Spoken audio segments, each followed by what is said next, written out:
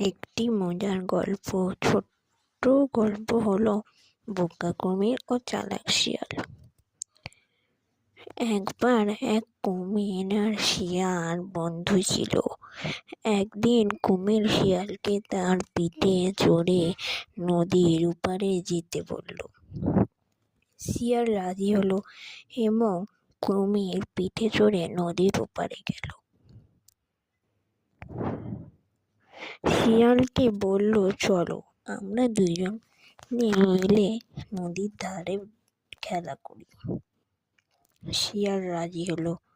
নদীর ধারে খেলা করার সময় শিয়াল কুমিরকে বলল, চলো আমরা দুজনে মিলে দৌড় প্রতিযোগিতা করি। কুমির রাজি হলো। দৌড় শুরু হলো।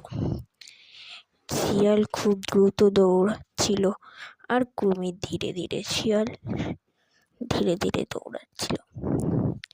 শিয়াল যখন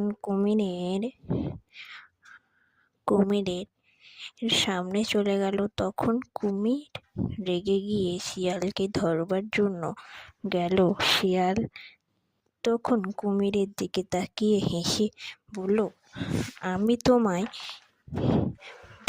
বোকা বানিয়েছি, আমি তো আগেই নদীর ওপারে চলে এসেছি। কুমির রেগে গিয়ে বলল, তুমি আমাকে বোকা বানালে? শিয়াল বলল, হ্যাঁ, আমি তোমাকেই বোকা বানিয়েছি, কারণ তুমি তো আমার চেয়ে ধীরে চলো।